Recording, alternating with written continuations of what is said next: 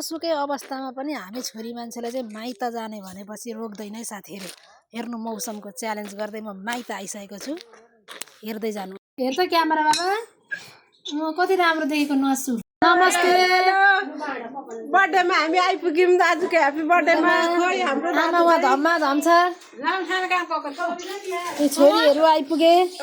खोइ जोइ ज्वाइँ उता बसिरहनु भएको छ।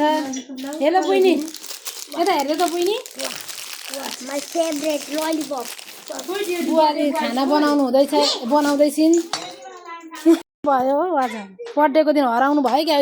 मम्मी त रोटी पकाउनु रहेछ नि। हाम्रो मम्मीले कति मिठा मिठा रोटी जाडामा। हेलो भनिदिनु मम्मी। हाई भन्नु न। हाई भिडियोमा बनाउँदै बाइक भन्नु मात्रै त साथीहरू। झोलाको हालत यस्तो भयो। त बाइकलाई पोख्न मेरो झोलाको हालत। म चाहिँ फाइनल्ली माइती घर आइपुगेको छु साथीहरू। यस्तो मौसमलाई च्यालेन्ज गर्दै आज डेडीको बर्थडेमा डेडीसँग यसो भेटघाट गर्नको लागि आइसकेको छु। म चाहिँ चिसो छ नि यस्तो बिजोगमा आयो।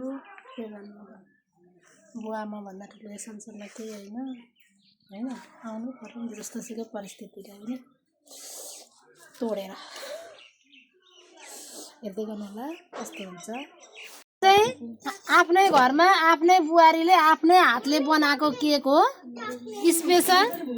आज एकादशी हो, केक खायो भने नसम्झिनु होला। यो चाहिँ केही नहालेको भेज।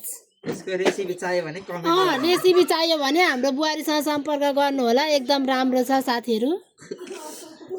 अब यो अन्तिमसम्म हेर्नुपर्ने छ यो के हुन्छ भने। तपाईँहरू पुरा भिडियो हेर्नु हुँदैन, पुरा हेर्नु होला। मेरो त यो आइफोनको भाइ हो। छोरा जन्माउनु भएको उपलक्ष्यमा। अनि खोइ छोरा चाहिँ देखाउनु हुन्न त। अनि जानु छिटो छोरा लिएर आउनु भयो। छोरो ह्यापी बर्थडे टु यु।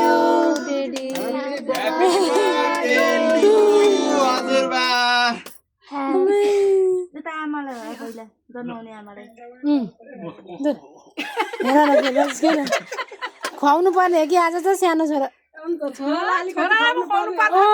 त। अनि जन्माएको छोरालाई खुवाउनु पर्यो त हो।